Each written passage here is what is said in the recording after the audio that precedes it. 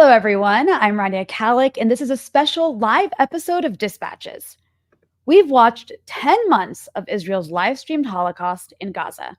And in that time, we've watched American officials from both parties unconditionally support the slaughter, giving Israel an endless supply of weapons, intelligence assistance, and diplomatic cover, while blaming Palestinians for whatever horror the Israelis inflict on them, and doing all they can to suppress dissent at home. Meanwhile, every Israeli accusation against Palestinians seems to be a confession, as evidence piles up that Israel is intentionally burning Palestinian children, systematically using rape as a weapon, and is using Palestinians as human shields. And the media keeps on lying, and the Biden administration, while arming the killers, insists it's pushing for a ceasefire. In the midst of all this gaslighting is the Democratic National Convention, which has already been marred by controversy, as Vice President Kamala Harris faces disruptions and protests from anti-genocide activists. Joining me to discuss these developments is Ali Abunimah, Executive Director of the Electronic Intifada and author of The Battle for Justice in Palestine. Ali, welcome back to the show. Hi, Rania. It's great to be with you again. Well, it's great to have you on again, though sadly the subject matter has never been so great, but there's a lot to get into. And I think a good place to start here is what you've recently been tweeting about, which is this new Democratic platform that just came out. It says quite a few things, and I want to touch on some of those points. But before I let you kind of summarize it a bit, I wanted to show what I thought was quite interesting. I'm showing the Democratic platform right here. Sorry, I have a few things highlighted because I looked into it and I looked up Israel. As you actually mentioned, look up Israel. It's mentioned 21 times in this platform. And before we get into, sorry if this is giving anyone a headache for how I'm doing it on screen, but before we get into specifically what it says about Israel, I wanted to note that it opens, Ali, with a land acknowledgement. The Democratic National Committee wishes to acknowledge that we gather to state our values on lands that have been stewarded through many centuries by the ancestors and descendants of tribal nations. And on and on and on. I mean, that we're genocided by American settler colonialism, but just the irony. So Ali, I'm going to bring up a few of your tweets about this, but first I wanted to give you the chance to, since you've looked through this entire document, I have not had the chance to. Can you tell us what matters in this document related to the genocide in Gaza? Yeah, so this is the Democratic Party's 2024 platform. So this is their manifesto. They're setting out their stall for voters to say, these are the policies that we're going to stand for and pursue if you give us another 4 years in the White House.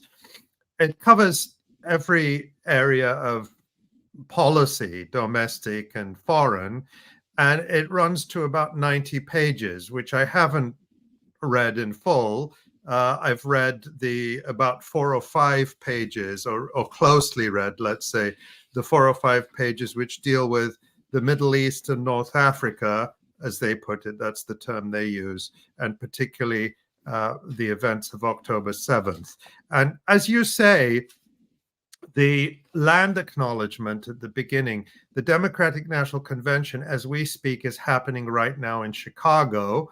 And so they acknowledge the lands of the indigenous people, which has become a trend. I think this trend started in Australia, which is also a settler colony, and then it moved to Canada. And now it's come to the United States and is common in, I think, radical circles, but also in what we might ironically call woke circles, like the Democratic Party, where they're acknowledging, we're on indigenous land, tribal land, while they are supporting the genocide, arming the genocide of another indigenous people, the Palestinians around the world. And of course, it's important to mention that both the Democrats and the Republicans continue to violate the land and water rights of indigenous people in North America through relentless pursuit of oil drilling and other extractive projects. So they don't even mean it when it comes to indigenous people in the United States. That said, the sort of 4 or 5 pages in the platform that focus on the Middle East and North Africa is some of the most extreme militaristic neocon language I've seen. It's truly incredible. They brag about how the Biden-Harris administration has bombed numerous countries, how hardline its support for Israel is. And I know we're going to get into some of those details, but just that's the overall flavor of it. And what's striking to me also is how completely out of touch it is with the base of the Democratic Party. This is not a platform that represents Democratic voters even.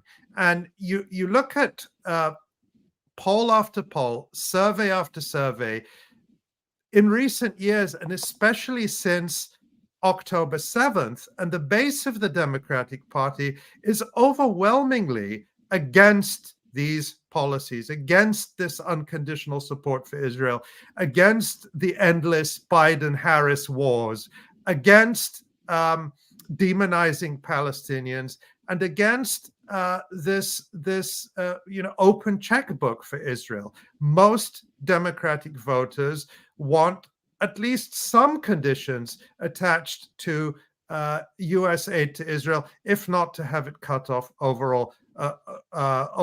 But none of that is reflected in this platform. It's a platform for lobbyists, for big donors, for Democratic Party elites, but it's not a platform for Democratic Party voters.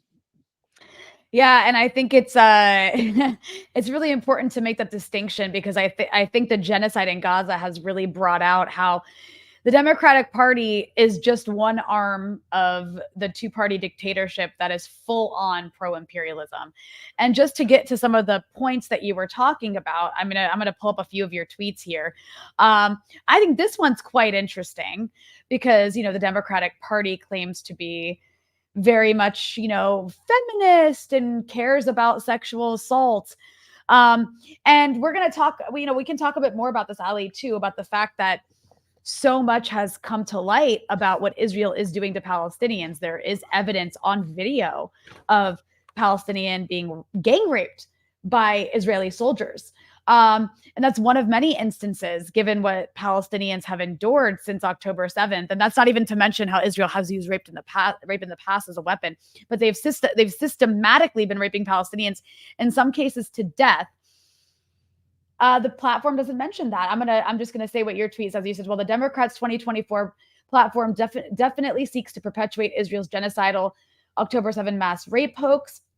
It's interesting the platform doesn't use the term rape, but rather the broader, vaguer term conflict-related sexual violence, which in UN definitions is not the same. What this indicates to me is that Democrat thinking is something like this. We definitely want to spread this poisonous, genocide-inciting, anti-Palestinian lie, but we no longer think we can get away with specifically alleging rape because there's no evidence for it.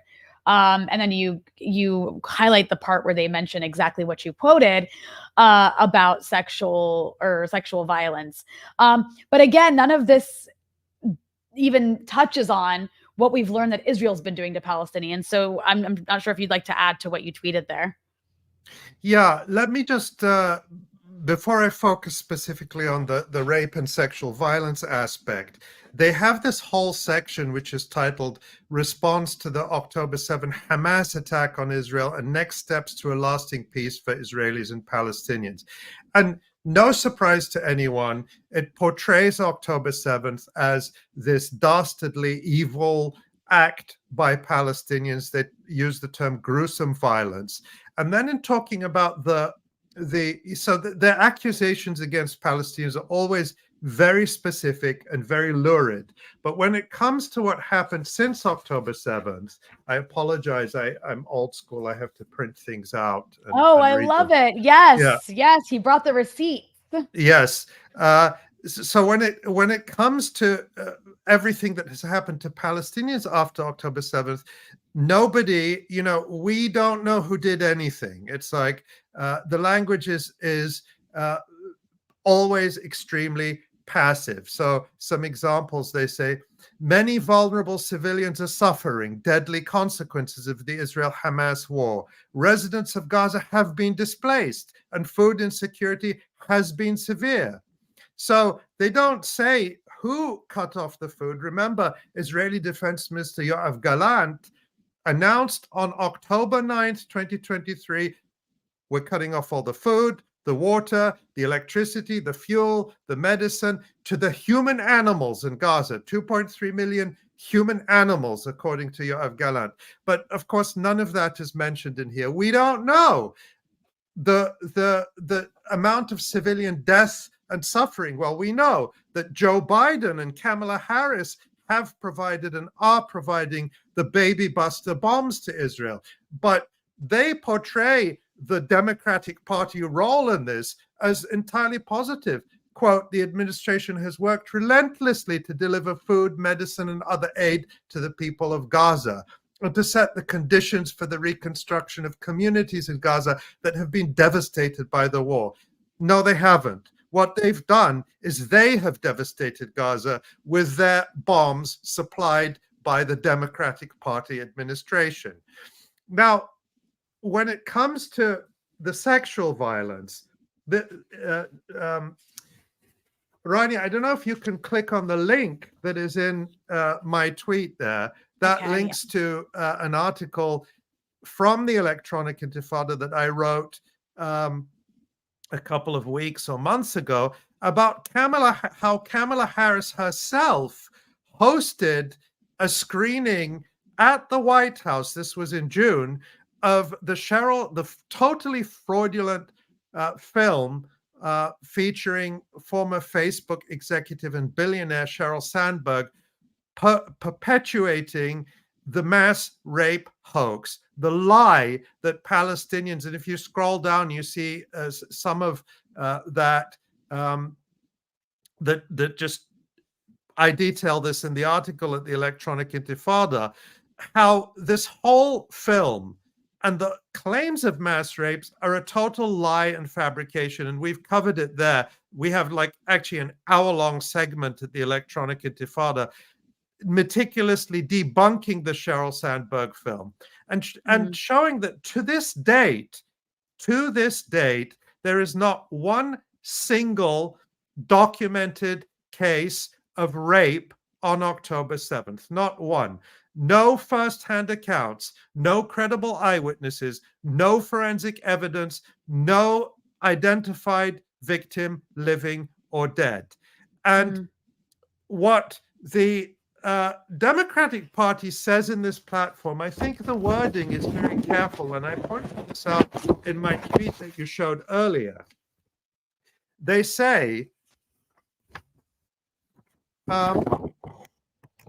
that President Biden and Kamala Harris denounced Hamas's brutal attack on Israel on October 7th, condemned the gruesome violence, including conflict-related sexual violence, demonstrated by Hamas, and made clear that the United States wants to see Hamas defeated.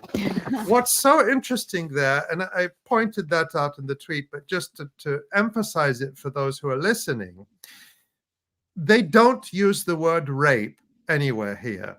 They don't use the word rape. Why is that significant? Because according to the United Nations, rape is different from conflict-related sexual violence. The term conflict-related sexual violence is a broader and vaguer term that includes stuff that is far, far short of rape. I don't want to minimize any of it, but far, far short of rape. So it includes things like, for example, and this is from the UN report that was published by Pramila Patten, that Hamas published videos of Israeli women wearing very revealing clothing, and they consider that conflict-related sexual violence. Now, you can say, oh, well, that's a terrible thing, but that's not rape. That's very short of rape. So what this tells me is that the Democratic Party said, okay, we want to keep pushing this fake narrative of mass rapes that justifies the Israeli genocide and justifies our support for it. But at this point, we know we can't say rape because the evidence isn't there. So we'll just go with this very broad, vague term that most people are not going to know is different from rape. And that just shows the real duplicity. And then, as you pointed out, Rania, in contrast to the total absence of evidence for any rapes on October 7th perpetrated by Palestinians against Israelis, the horror stories that are coming out of Israel and Gaza now in terms of Israeli sexual attacks and rape of Palestinians against men and women, systematic, is just shocking. And this includes reports from UN investigators, human rights groups, including a major report that just came out from the Israeli human rights group B'Tselem. And even the Israeli authorities have had to acknowledge this, because about 2 weeks ago, they arrested 10 soldiers. The Israeli military prosecutor arrested 10 soldiers accused of gang raping a Palestinian detainee so violently that he had to be hospitalized and had to have surgery. And the injuries were described in detail in the Israeli media from the doctor who treated him, and utterly gruesome stuff. And as you pointed out, there is a video of this gang rape taken from CCTV in this concentration camp, Israeli-run concentration camp, where the soldiers actually used shields, riot shields, to try to shield the rape, the sexual attack, from the camera. And I'll just say finally on this that the reason that the Israeli military, those arrests sparked riots in Israel. Right to rape riots, where the Israeli public was saying, we will not tolerate our brave soldiers being held to account for raping Palestinian prisoners because we support those rapes. And that was confirmed in a poll that came out this week from the Israel Institute for National Security Studies, which found that 65% of Israeli Jews believe that even if there was strong evidence that these soldiers had committed this gang rape, that they believe that the worst thing that should happen to them is discipline at the military command level. So a reprimand from their senior officer, and not any kind of criminal prosecution. So Israel, the support for rape of Palestinians is very broad, and that's in the face of this evidence. And none of it has been mentioned or addressed by the Kamala Harris Democratic Party platform. No, it definitely hasn't. Neither them nor the media, I should point out as well. I mean, I'll never forget. I wish I actually had it on me, but I'll just never forget that clip of I think it was Dana Bash with Pramila Jayapal, where she was like basically saying to her, she interrupted her. This was months and months ago. She interrupted her. Dana Bash interrupted Pramila Jayapal and said to her, "Yeah, but Israeli soldiers don't rape Palestinians. Palestinians are the ones raping." And it's like, you'll hear that from the mainstream media. It's been crickets. It's been crickets about this. And we can go back to that. I do want to go though to continue on the Democratic platform, because I think it's important. But I also want to remind those who are watching, because I forgot to remind you in the beginning, to please make sure you like the stream. It helps boost us in the algorithm. Make sure you're subscribed to Breakthrough News. Make sure you're subscribed to the Electronic Intifada. All right, so Ali, then we have something else that you brought up with your Twitter thread on this, and that is you're pointing out here how screenshots from the platform, and the platform is quite long, which is why I'm not going to go scrolling through it. You say the Democratic 2024 platform is so extreme, neocon and hardline. It brags about how much Biden/Harris have bombed different countries and helped Israel's genocide. It even accuses Trump, who murdered Iran's General Qasem Soleimani, of fecklessness and weakness. And then you highlight the portions that do that. And you can, I guess, read on through these if you think it's important too. But I will say it is quite, I don't know if the right word is shocking, but I mean, the Democrats are just neocons at this point. They're doing exactly as you claim. They're bragging that Biden has postured U.S. military forces around the region, authorized precision airstrikes on key Iranian-linked targets, on and on and on about Al-Qaeda going, after the Houthis, which against And international look at that. Look at how they phrase it. They say, in response to brazen attacks by Iranian-linked Houthi forces against international commercial shipping, U.S. naval vessels in the Red Sea and Israel, President Biden ordered military strikes on Yemen. What are the Houthis, Ansarullah in Yemen, doing? They're trying to stop a genocide in Gaza. A genocide. They're the only one of only a handful of countries or organizations trying to stop this genocide using military means, applying the so-called responsibility to protect principle to stop the genocide. And Biden and Harris are bragging here about how they are bombing the people trying to stop their genocide in Gaza. It's utterly disgusting. It's really horrifying. And this is the poorest country in the region, by the way, that just endured its own genocide at the hands of the U.S. and Saudi Arabia and some other Gulf states, and doing everything in their power to stop the reckless, wanton slaughter of Palestinians in Gaza. And the U.S. has responded, like you said, by bombing. That's the Democrats bragging about that. And by the way, they're not saying Biden, they're saying Biden-Harris. So they're crediting Harris with that too. And another point you highlighted. Well, they mostly say Biden. I have to go back and check if they say Harris, because they do say. Well, they do here. They do here. Yeah, they do. They do. Make sure. Yeah, they do. Yeah. They say President Biden and Vice President Harris.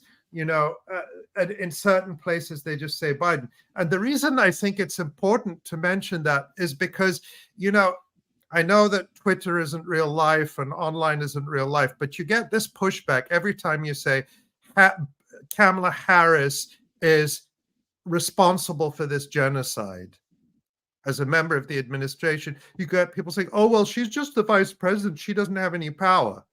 Well, if she doesn't have any power, then she can't take credit for the supposedly great economy that the administration has brought about. She can't take any credit for supposedly negotiating down drug prices with Big Pharma and all the other stuff they're trying to credit her for.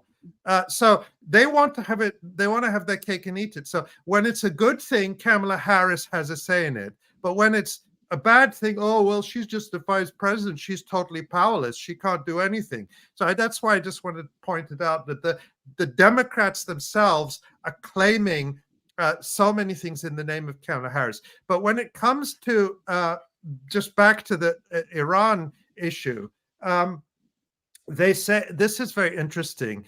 They say they brag about how aggressive and militaristic and violent the Democratic Party has been, bombing Yemen, bombing so-called Iran-linked targets, shielding Israel while it perpetrates genocide. They brag about the extra billions, 14 billion that they helped get through Congress for Israel to buy more weapons to murder Palestinians. They brag about all that. And then they say all this stands in sharp contrast to Trump's fecklessness and weakness in the face of Iranian aggression during his presidency. So let's be clear, so no one can deny it. The Democrats are promising to be more violent than Donald Trump. More violent, more militaristic, more aggressive. You have it right there in writing from the Democratic Party. Now, what they say, this is so interesting, because they say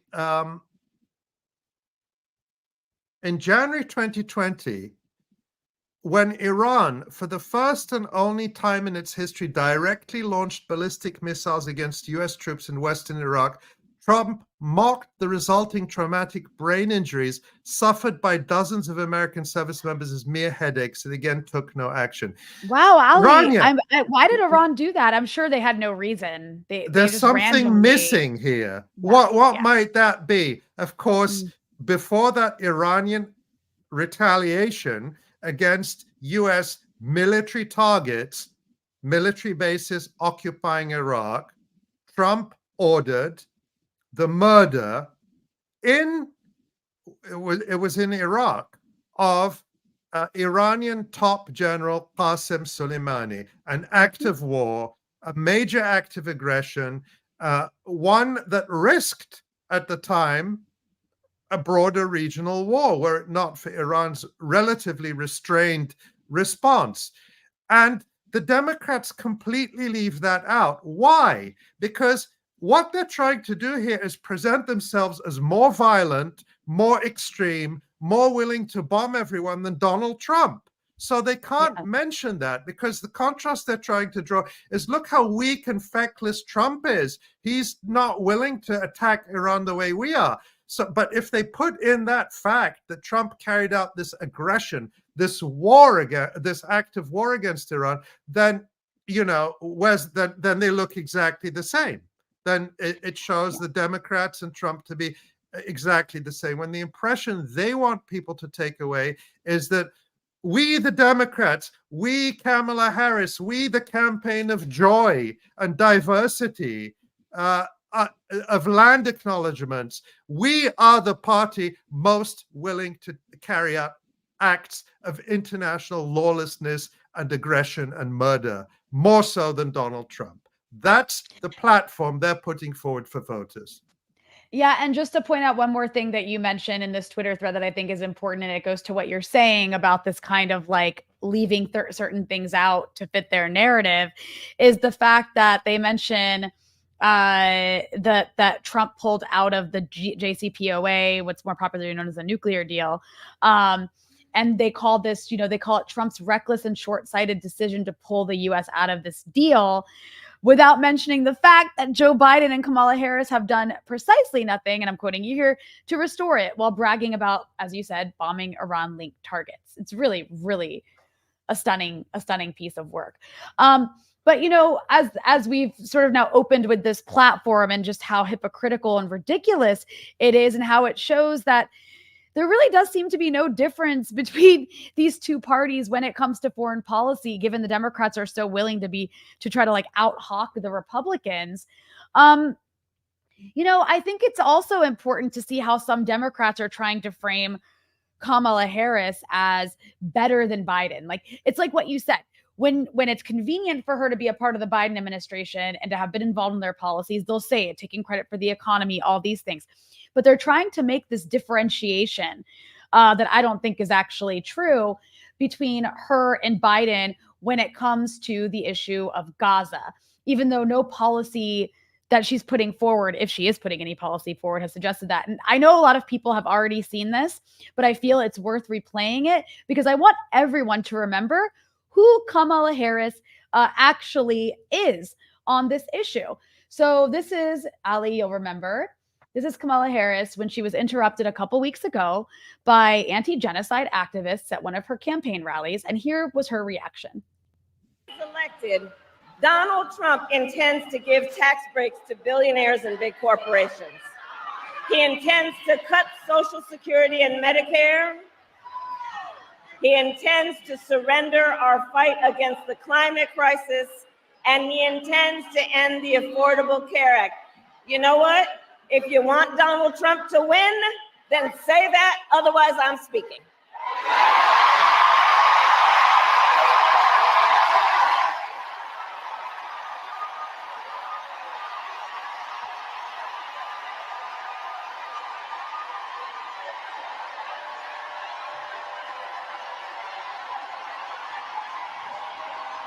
Sorry, I wanted to play those cheers so you could hear how loud her audience supported that. And then that glare she gave, that condescending glare. And then her campaign had the audacity to basically turn it into a campaign slogan, which she said this before. I mean, she got famous for the I'm speaking thing against Mike Pence during the vice presidential debates back in 2020. Here's, though, Stephen King recently wearing this t-shirt. Kamala Harris, I'm speaking. So this is the attitude. I don't want to say everyone in the Democratic Party agrees with that, because I know, like you mentioned earlier, a lot of the Democratic base is against this genocide. However, this is the stance the party is taking, mocking and then making into a meme her mocking of anti-genocide protesters. And accusing them of being Trump supporters. That's accusing them of being Trump supporters. So if you oppose the Democratic Party genocide of Palestinians in Gaza, the constant stream, the unbearable stream of images of bloodied, broken, bodies of children blown to pieces by the bombs sent by Kamala Harris and Joe Biden, then you're a Trump supporter. It's disgusting. And then you see liberals like this. This is the horror author Stephen King, making it like, oh, you go girl, go queen, or whatever the term is, about, sassy Kamala Harris telling people desperately protesting against a genocide in which the vast majority of victims have been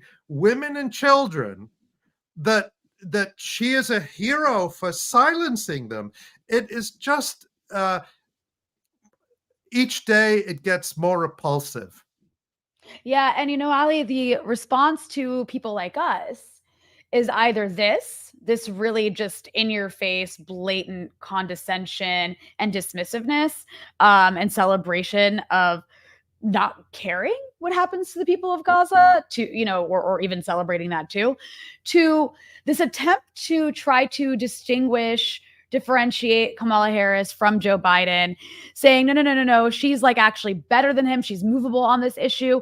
Moreover, she's actually working towards a ceasefire, and a ceasefire, and Joe Biden is too. And I want to play this clip of AOC, who made her DNC debut, and she made this comment about the administration and what they're trying to do in Gaza. She is working tirelessly to secure a ceasefire in Gaza and bringing hostages home. Yeah, she's really holding she's really holding her feet to the fire there, Miss AOC, who not too long ago called it a genocide, right? She called it a genocide. Yeah. But still supported Joe Biden and said he was the best candidate. She said Joe Biden is enabling a genocide before posing for a cute photo with him in their Ray-Ban aviator glasses, and also then, like a complete fool with other members of the squad, going out on a limb to say, we ride or die for Joe Biden. Remember, Representative Ilhan Omar saying that Joe Biden, the perpetrator of this genocide, the one person who could stop it right now, and the one person without whom Israel couldn't do it. And I know you're not supposed to look at the comments, but there's one thing I want to say here. Someone said, oh, you can't call it the Democratic Party genocide. Yes, I can, because the Democratic Party is in the White House, and the Democratic president is the one person who could stop this genocide right now with one phone call to the Pentagon and say, stop the round-the-clock airlift of baby buster bombs. And remember how the Democratic Party doesn't call this the Palestinian-Israeli war. They call it the Hamas-Israel war. Hamas is just one political party in the Palestinian political scene, and it's not the only one engaged through its military wing in fighting with Israel. So if the Democratic Party are going to call it the Hamas-Israel war instead of the Palestinian-Israeli war, I'm going to call it the Democratic Party genocide, using the exact same principle that they are using. Now, back to AOC.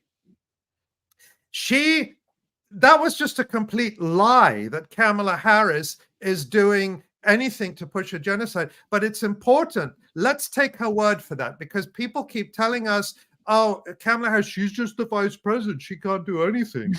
Well, this tells us she's directly involved here. Okay, but the US is not doing anything to broker a genocide. What it has done, and I don't want to go into the sort of the detail of the endless rounds of so-called negotiation and mediation, but what has happened in brief is that the US has agreed on proposals with Israel repeatedly, back in May, and then again in June, and then again in July. And they go to Hamas through Qatar and Egypt, and they say, do you agree to this? Hamas says, yes, we agree. And then Israel pulls the rug from under it and say, oh, yeah, but no, we need this to be changed. We need that to be changed. And then the US, instead of going back to Israel and saying, wait a minute, you implement what you agreed to, US goes back to square one and says, oh, well, now we have to start again. And that's what they're doing now. And all of this is to buy time for Joe Biden and Kamala Harris to continue the round-the-clock airlift of bombs, to continue the murder, the extermination of Palestinians. And what AOC is doing here, it's so disgusting, because she was marketed originally as she's going to bring the ruckus and she's going to hold the feet to the fire. And what she is just an abject sheepdog for the Democratic war machine, just like the young, hip, person of color, diversity flavoring on the brutal face of genocide. That's what she is. And she's just, she thinks this talking point about a ceasefire, we have a genocide that needs to stop now. We're not talking about, we don't want endless negotiations for a ceasefire that might come sometime halfway through a Kamala Harris administration. We need a ceasefire now. And the way to get that is through an arms embargo on Israel. And that's the one thing that AOC and Kamala Harris and Joe Biden are never going to do. They have perverted the meaning. At the beginning, we were all saying ceasefire, ceasefire, ceasefire. They were refusing to say it. And then they realized, oh, well, we can just start saying ceasefire too, and empty the word of any meaning whatsoever. So that's why the demand has to be very clear and specific. A ceasefire will be brought about by Joe Biden and Kamala Harris stopping the supply of weapons to Israel. And that is nowhere on the Democratic Party agenda. And in fact, Kamala Harris made a point after that rally in Detroit where she was interrupted of saying through her chief foreign policy, her chief national security spokesperson, Kamala Harris opposes any kind of arms embargo in Israel. And no such embargo is in the platform. On the contrary, brags about the weapons that the Democratic Party is sending to Israel. So it's just disgusting what AOC has become. And perhaps this is what she always was. But if there was any element of her, any hair on her head that was willing to challenge the establishment when she first ran and she was first elected, she is a completely domesticated creature of the Israel lobby and the Democratic Party war machine and the billionaires and psychopathic killers they serve. Yeah, in many ways, she's kind of like an upgraded Obama for the millennial generation.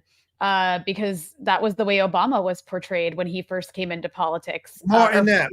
Obama was smoother, but she's more inept. But she's clearly, climbing the ladder, and will probably get a lot more training and a lot more, pointers on branding and how to present yourself.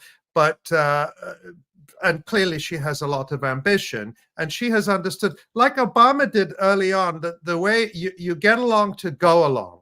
And Obama, from very early in his career, courted and was supported by the Israel lobby, while fooling a lot of people that he represented something radically different.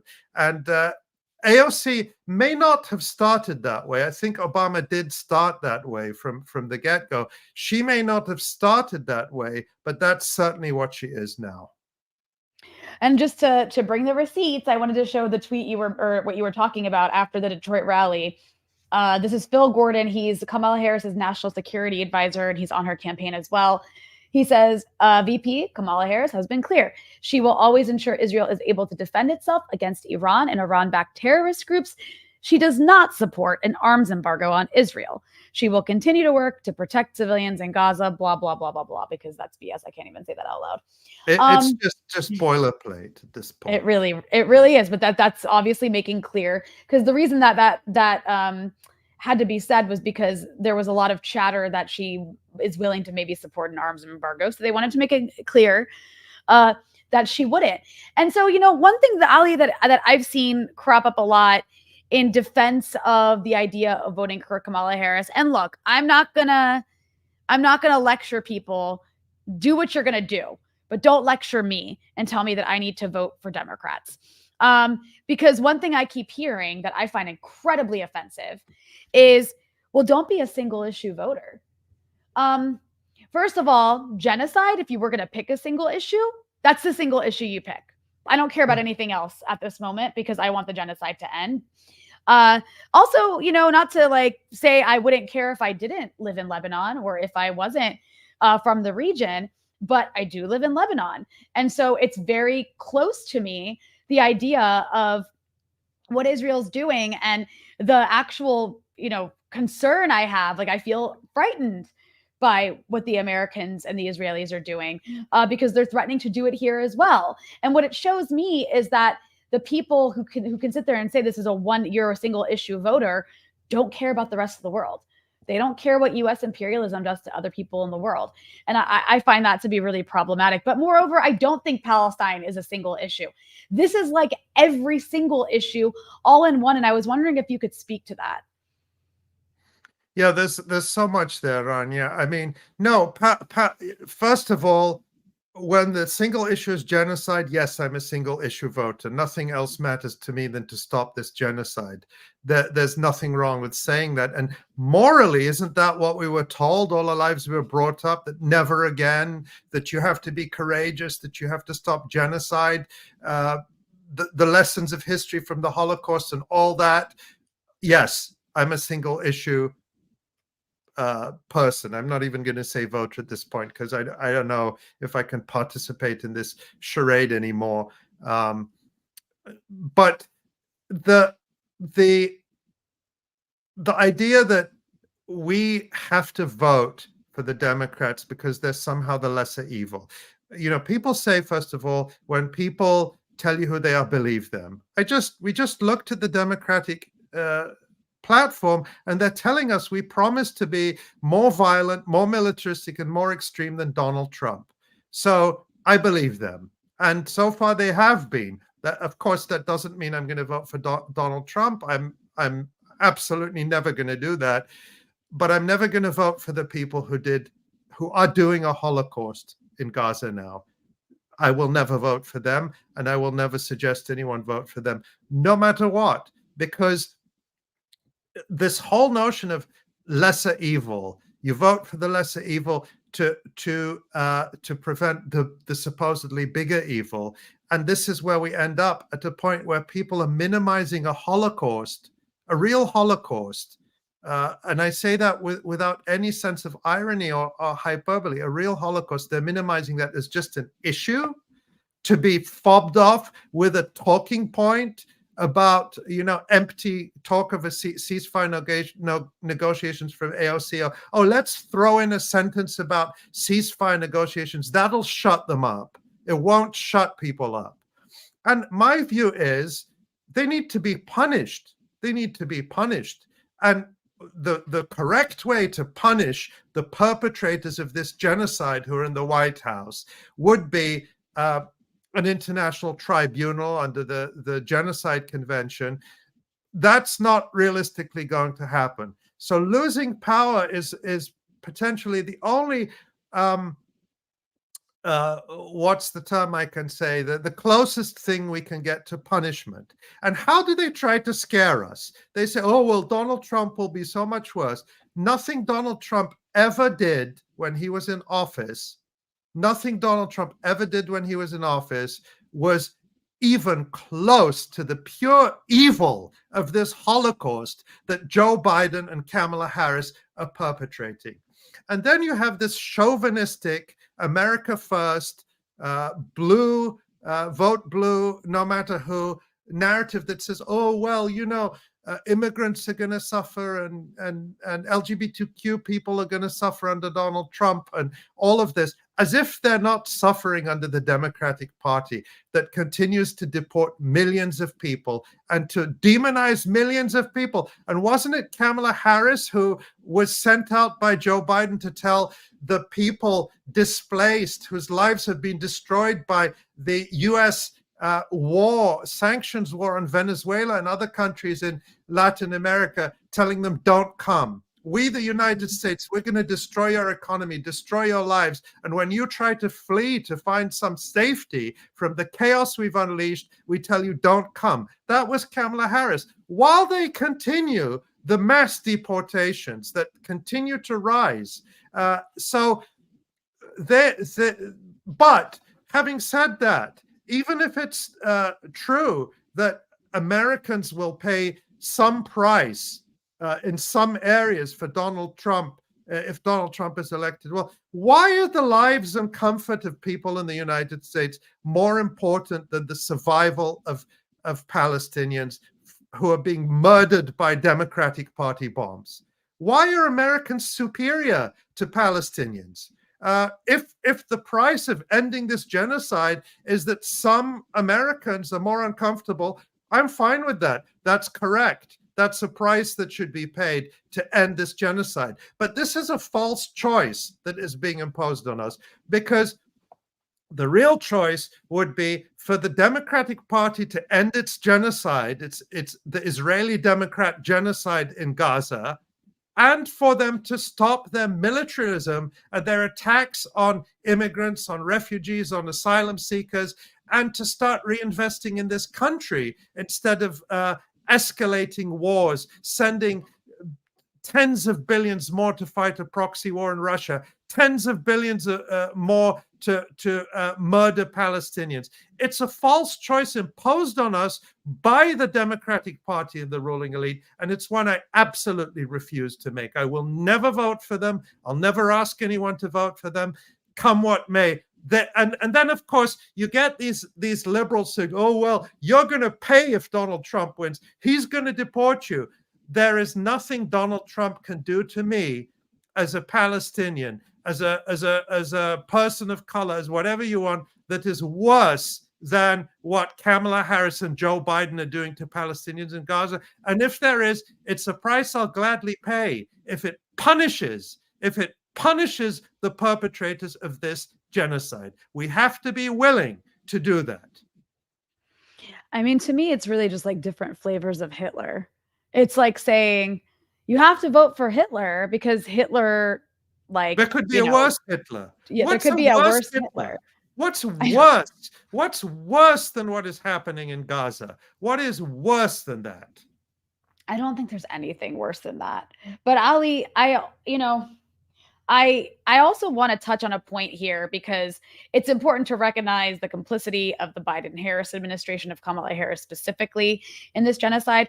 But there's also this constant talking point that, oh, like the U.S. is being tricked into this or forced into this, pressured into this by the Israel lobby.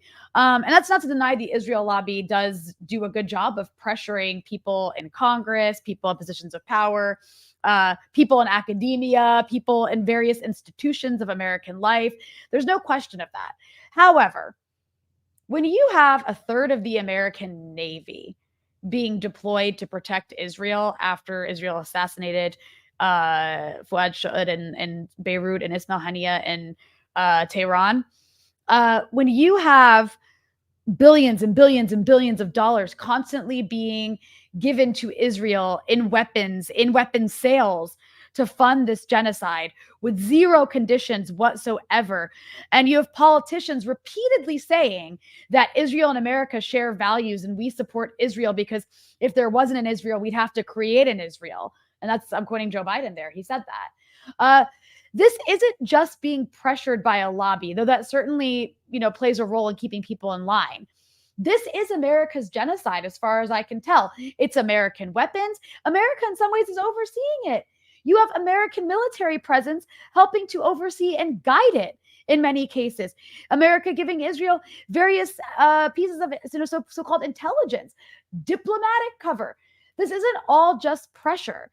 And I want to push back against that line to say it's all just Israel lobby pressure, because it lets American imperialism off the hook, just as it lets Biden and Harris and the Democrats off the hook to suggest this isn't actually about what America wants to be happening. Yes, there may be some contradictions between the rulers of the U.S. and the rulers of Israel. There's some things the Israelis want the U.S. doesn't really care about, doesn't care enough to stop it, but doesn't really care about it. That said, Israel, as far as I can tell, is an extension of the U.S. And I'm just curious if you have anything you'd like to add to that, because I know you know the talking point I'm talking about. Yeah, that's absolutely right. I think you have to start with fundamentals here. Is would Israel exist without American support? And I think it's clearer than ever that the answer is no. It would collapse very, very quickly. And we've even had Israeli generals or former generals saying in the Israeli press that, look, without the US airlift of weapons, we wouldn't be able to continue this war. They don't call it a genocide, they call it a war, for 3 days. That's how long they can last without the constant. And that's why Joe Biden and Kamala Harris are bragging about how much weaponry they have sent to Israel, bragging about the fleets and the ships and the international coalition that they assembled to protect Israel from the forces trying to stop this genocide. Because Israel can't do it alone. Israel would collapse, especially now when its economy is tanking, even more than ever, because investment is fleeing. There's a brain drain. Airlines and shipping, are stopping because of the situation, and so Israel is totally dependent on the United States. Would not exist without the United States. So the issue of the influence of the lobby is really an internal American issue in the sense that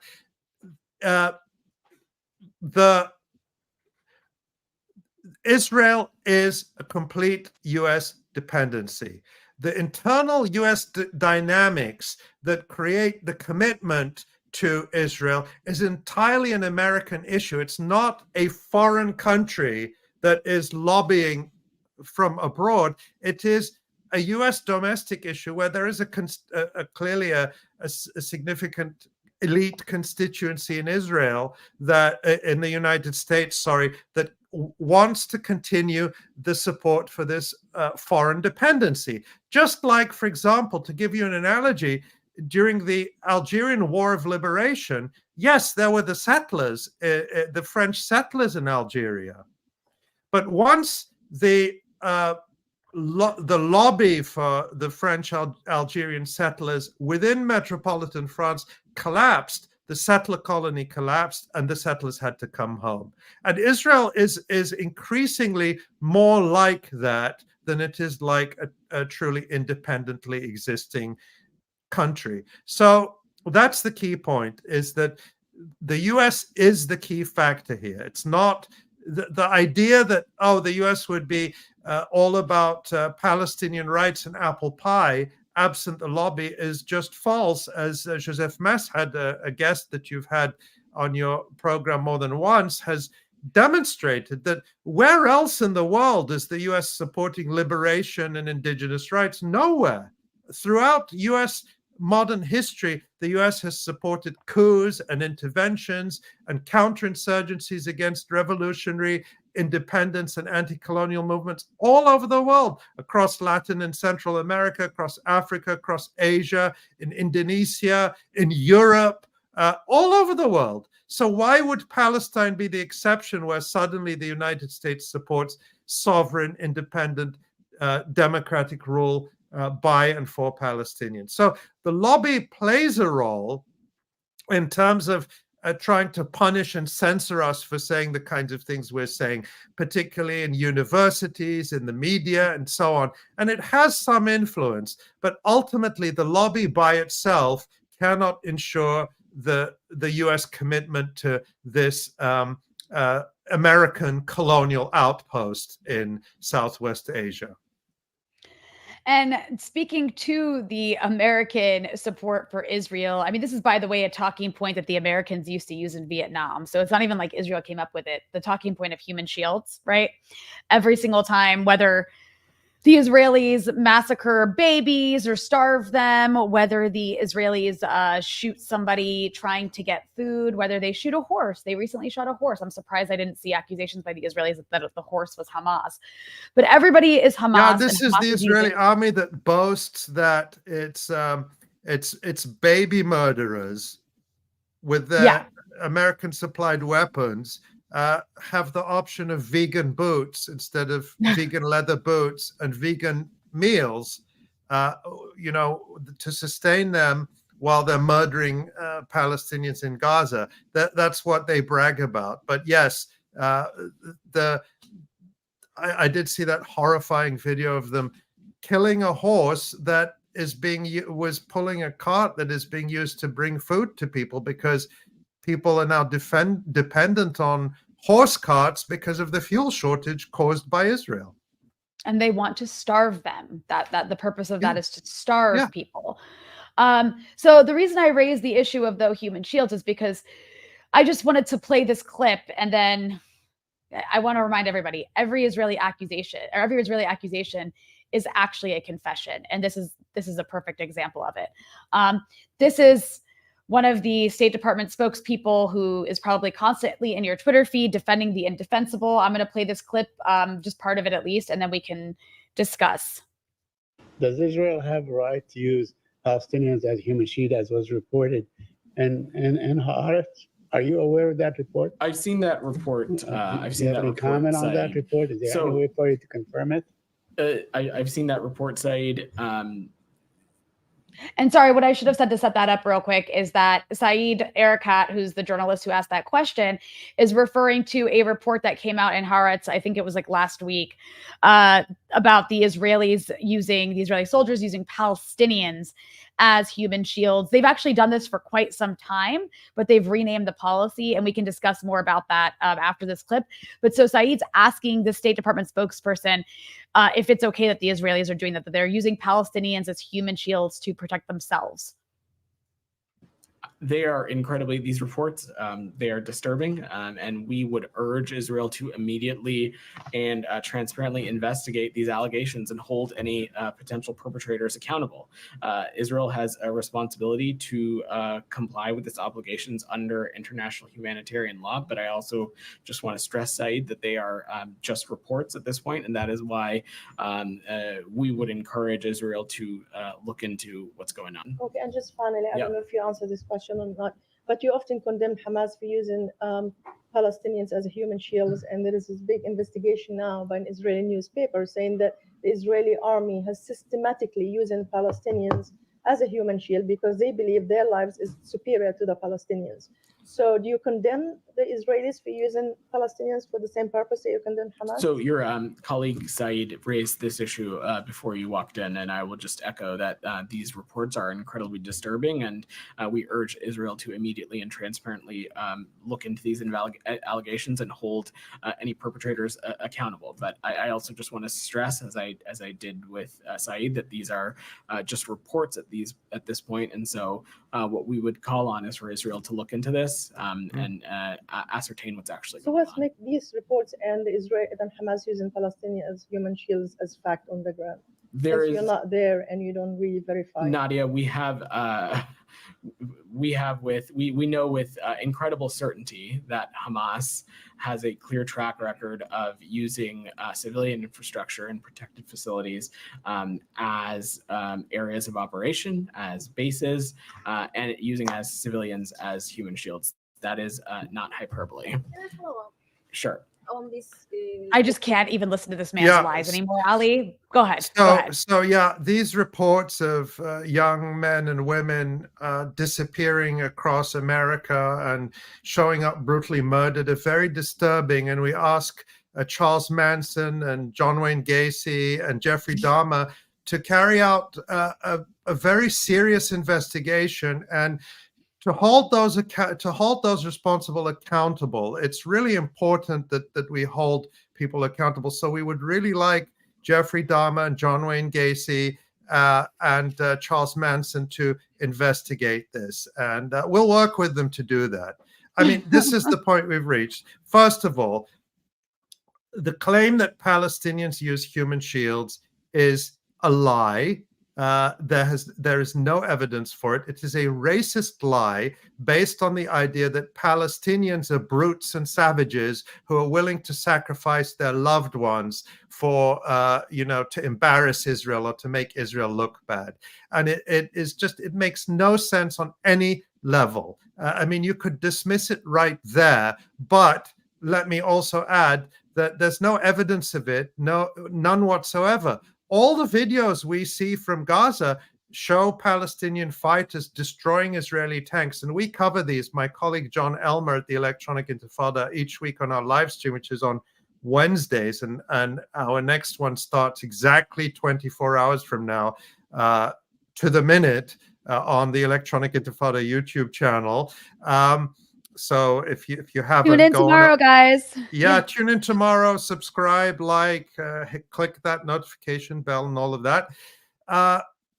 There are no civilians in those videos. What you see is Palestinian resistance fighters and the Israeli army, and Palestinian fighters attacking them from buildings that are emptied of civilian life because Israel has forced all those people out. That's number one. Number two, why would Hamas need to use hospitals or schools or whatever when they have they have no need to do that, because they have an extensive underground network of tunnels, of facilities that Israel has not been able to penetrate at all, except very marginally.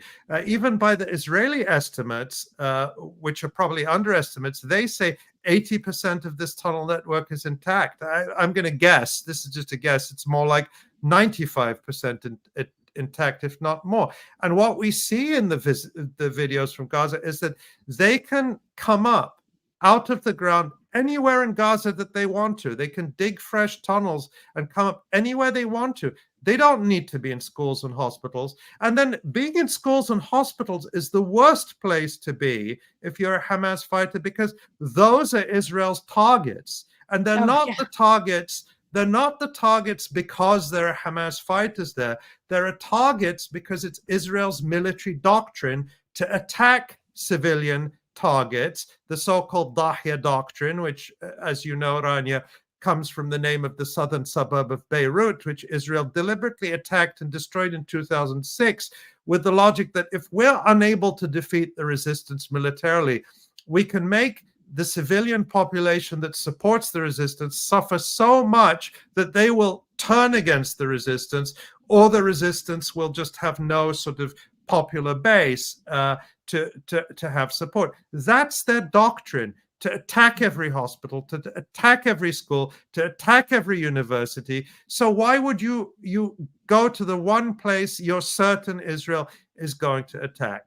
And then finally, about this Haaretz report, which is absolutely horrifying, this investigation, they find that what the Israeli soldiers do is they abduct Palestinian civilians, force them to put on Israeli army uniforms, and then push them at gunpoint into abandoned houses that they think might be booby-trapped, or even into tunnel entrances. So they will be used as human bomb disposal devices to shield the genocidal Israeli soldiers. This is what they're doing systematically in Gaza, according to Haaretz report. But it's important to note that this is not new. It's been well documented over many, many years by Palestinians, by Israeli human rights groups, and particularly in the West Bank, where they have something called the neighbor procedure. This is an Israeli army doctrine that goes back decades, and there's video of them doing it. You can go to the website of the Israeli human rights group B'Tselem and look up neighbor procedure and other Israeli human rights groups, where, again, why is it called neighbor procedure? Say the Israelis are raiding a West Bank town and they want to raid a particular house, but they're worried there'll be fighters in there, or it'll be booby-trapped or something. They literally go and abduct the neighbor from next door or from a house in the area, and then again force them at gunpoint to go into that house. So the only documented cases, and it also goes back to the 2014 war, there was even a case of a young boy who was 10 or 11 at the time in 2014, and his case was fairly unique. I forget his name now, but we did cover it at the Electronic Intifada, because his case went to court in Israel. It's one of the rare cases where, there was any attempt at accountability, because human rights organizations tried to bring it to court in Israel. In 2014, as a 10 or 11-year-old boy, where Israeli soldiers used him as a human shield in the 2014 massacre in Gaza. So this is the reality. Israel systematically uses Palestinians as human shields. Oh, and by the way, Israel uses the hospitals. Unlike Hamas, Israel uses the hospitals for military purposes. So, for example, the Turkish-Palestinian Friendship Hospital, the only dedicated cancer hospital in Gaza, which is in central Gaza, the so-called Netzarim corridor. The Israelis raided it, forcibly evacuated all the doctors and patients and took it over as a military base. They're using it as a military base right now. So that's the reality. Systematic use of Palestinian civilians and civilian facilities and Israelis as human shields by Israel, while on the Palestinian side, there's no evidence that Palestinians ever do this.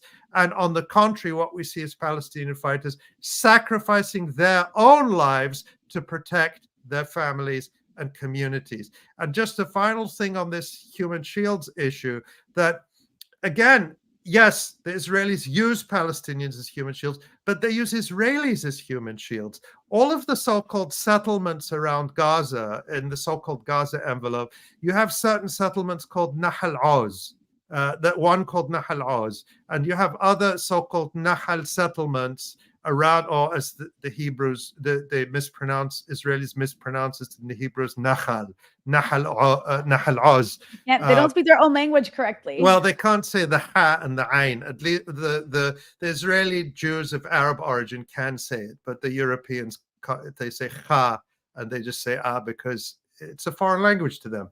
So Right. the Nahal settlements were military settlements established to essentially to use civilians as human shields in areas that Israel needed to colonize to prevent Palestinians from returning to their land. So this is very deep Zionist doctrine and practice. And it's very similar to what the American settlers did. They would send these, like, we learned about them when I was growing up, at least in grade school. It was pioneers. We learned about the pioneers going to the West, and they were going into really like difficult terrain. As always, the first people to go in and settle are there to hold down the land that was just stolen. And they're eventually using their own settlers as human shields. And of course, we've talked about this before. I don't think we have time to go into detail now, but just to mention the Hannibal Doctrine, which, of course, as we know, is the Israeli military doctrine of shooting your own people in the back. If one of your soldiers is being captured, instead of trying to rescue them or free them or to negotiate for their release in a prisoner exchange, which is normal in wartime. I mean, Ukraine and Russia are exchanging prisoners constantly. They've negotiated several exchanges in the context of their bitter war. So in order to avoid doing that, Israel would rather kill its own captives or its own soldiers. Previously, it was the Hannibal Doctrine was only applied to soldiers, but what we saw on and after October 7th was the massive expansion of the Hannibal Doctrine to Israeli civilians. Israel killed many, if not most, of the Israelis who died on October 7th. We've reported on that extensively at the Electronic Intifada, and as you say, we bring the receipts for that. But they continue to kill them and bomb them, and many of the families of the Israeli captives in Gaza keep saying Netanyahu wants our loved ones dead. He doesn't want to bring them back, and I think that's undeniably true. I just with the issue of the hostages, because we only call them hostages when it's Israelis. We never call the Palestinians Israel's holding hostages. But the Democrats, they'll always say it again. They'll always prioritize everybody, not just the Democrats, but they always prioritize getting the hostages back to the well over 40,000 Palestinians murdered and thousands being held in tortured and rape dungeons. And at least 60 Palestinians have been killed in Israeli detention just since October 7th. Some of them raped to death, yes. Literally with hot metal sticks, as the New York Times reported. In paragraph 32, it wasn't a headline. You had to really read deeply into the New York Times article. But if you could be patient, you'll get to the part that it should have opened with. But Ali, I know this is less like of a sexy topic and sexy is not the right word, but just in terms of the media attention it gets, because Gaza is just so much more violent. But I think it's important to recognize, like, this is Israel's goal for everything, not just Gaza. Gaza is the most extreme version of it because they can get away with whatever they want to there. But I want to ask you briefly about the West Bank. And I want to specifically point to something the Israeli Foreign Minister Israel Katz recently said with regard to the West Bank in a private meeting with the heads of the illegal Israeli settlements. And I'm just adding the word illegal for how international law sees it, because most people recognize that all Israeli neighborhoods are technically settlements.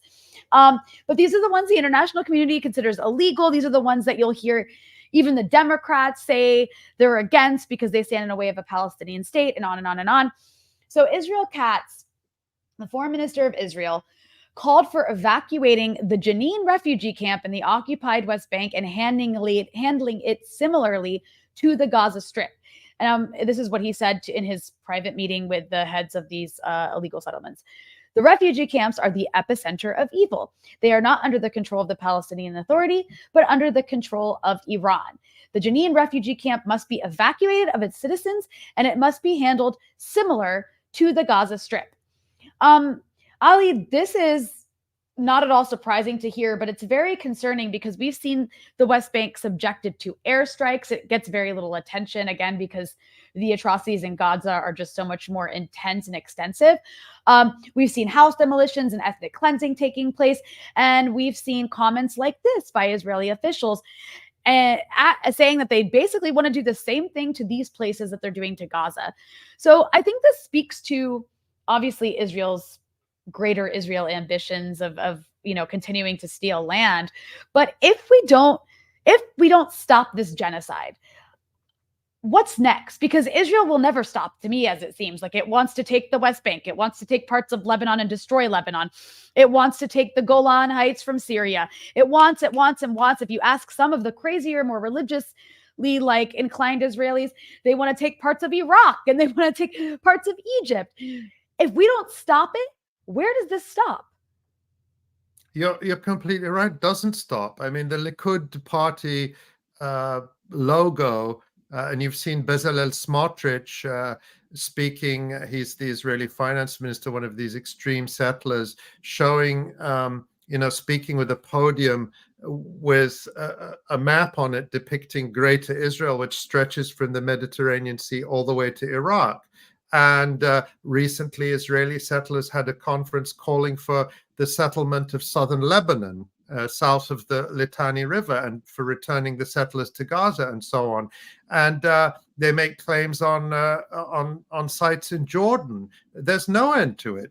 And in terms of Gaza-like tactics, Israel has always used Gaza-like tactics against Palestinians, beginning with the Nakba in 1948. In fact, beginning earlier, when Zionist terrorists began the tactic of bombing marketplaces and bombing hotels and bombing restaurants and cafes to terrorize the Palestinian people into fleeing their homes, and all the massacres and destruction of the ethnic cleansing during the Nakba of 1948. But then ever since, in the 1950s, the deliberate murder of civilians in anywhere where they saw people trying to return home, the notorious murders of the attack on Qibya, the village in the West Bank, led by Ariel Sharon as a young officer. I think that was in 1954 or 56.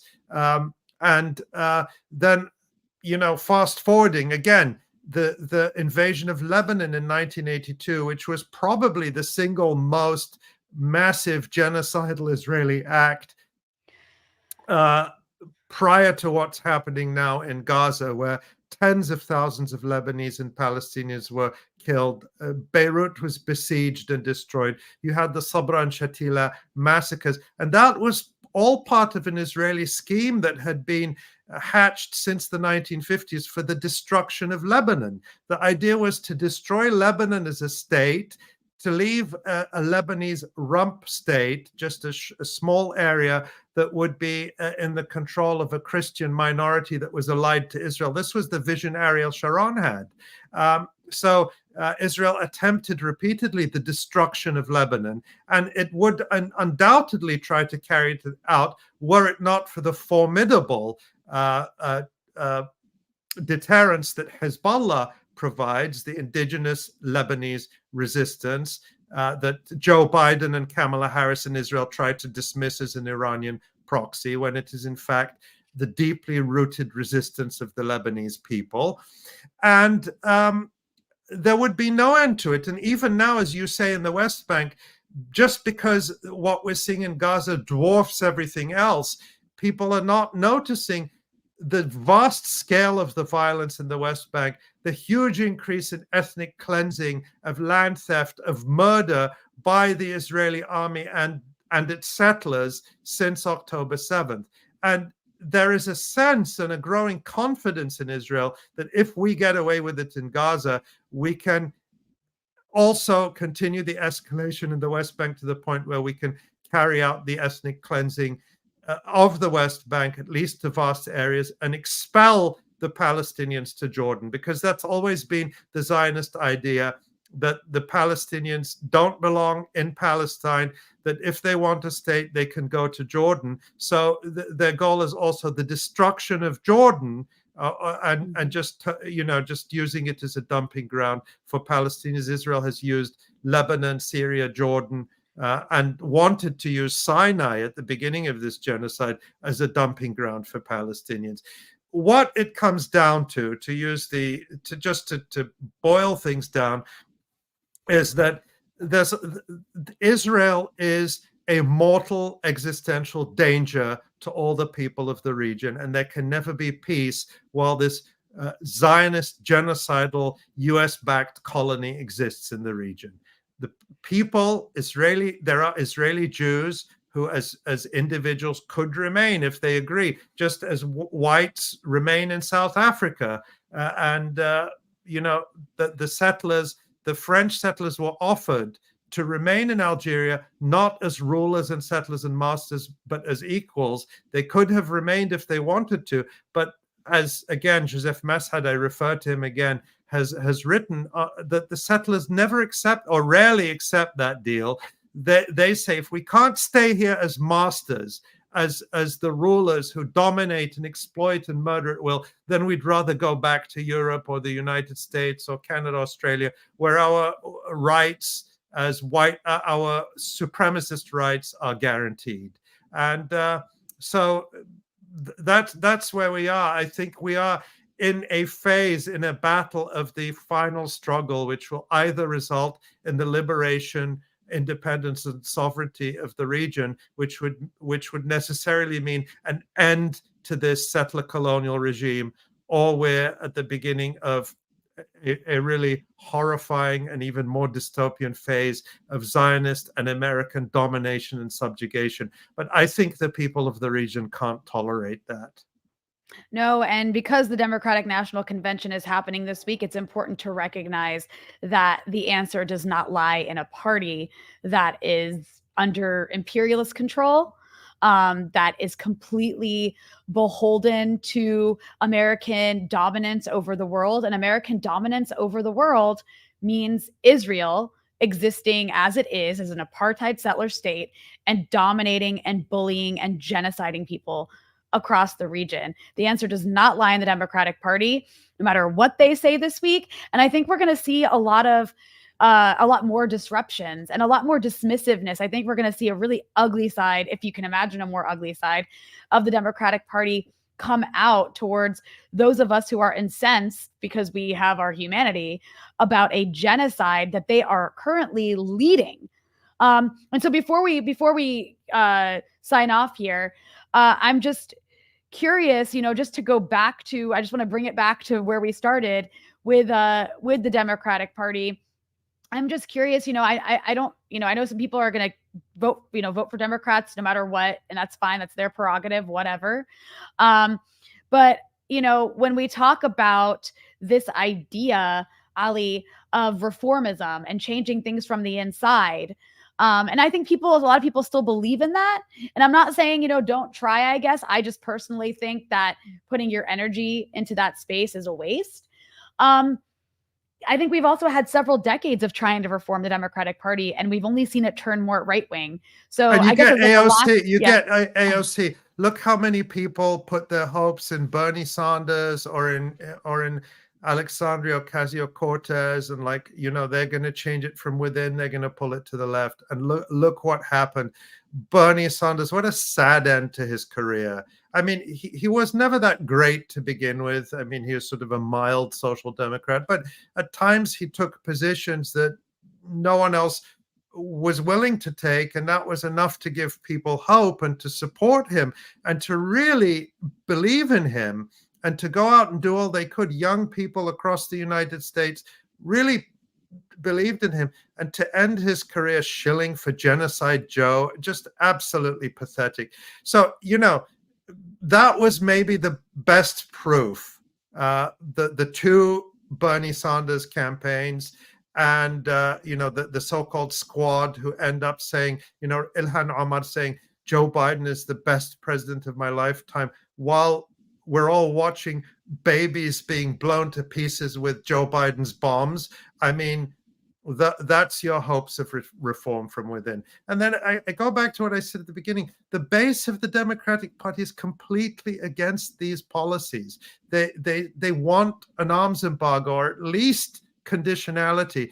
And the Democratic Party leadership, they just don't care. They have just such utter contempt for Democratic Party voters. And for people who really need help, people across this country who are suffering in so many ways due to the housing crisis, to medical costs, to all the issues that they promise repeatedly, we're going to fix this, and things just keep getting worse and worse for so many people. I can't see it happening. It's utterly corrupt, and I will have no part in it. Well, Ali, Abunimah, and I'll just say, because I do, people saying, I know we do have to go, but people are mentioning the Green Party, which is taking really strong and good positions on this. And I don't tell people who to vote for. I don't say vote Green or vote this, but I'm happy to see them taking these stances. I hope their message gets out more and more. People should be aware that they're there, and know that if you want to vote, I think it would be great if we lived in a world where the Green Party could win the election. They are on the ballot in most states, although the Democrats are filing lawsuits everywhere to try and get them off, because the Democratic Party doesn't want you to have democratic choices of who to vote for. But they are there, and if people feel like I need to go vote, you may have that option on the ballot to at least to register what you believe in. And I don't think anyone should be bullied into voting for this party of death, the Democrat, this party of genocide, the Democrats. Vote your conscience, vote for who you believe in, but don't be bullied by them. And my view is that, I think they should be punished, but that's me personally. Well, Ali, I agree with you wholeheartedly, and I appreciate you coming on and breaking all of this down. Can you, before we sign off, remind people where they can follow the excellent work of you and the Electronic Intifada? Yes, we are at electronicintifada.net, or just search for the Electronic Intifada to get to our website with all the reporting on the ground from our amazing, incredible, courageous colleagues in Gaza, and much analysis and commentary from me and all my colleagues at the Electronic Intifada. As I mentioned, we're on YouTube. We have a YouTube channel. Look for it, Electronic Intifada. And we have our weekly live stream tomorrow, which is at noon Eastern Time, 11 Central Time. And so that's in 24 hours exactly.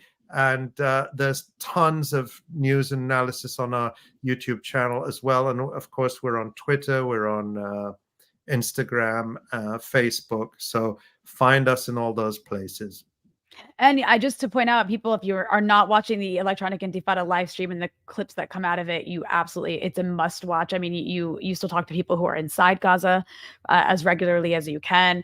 And it's really harrowing and important for people to hear what's going on in Gaza, because it can easily just become normalized, and we should not allow it to be normalized. Ali Abunimah, thank you so much for joining me. Thank you so much, Rania.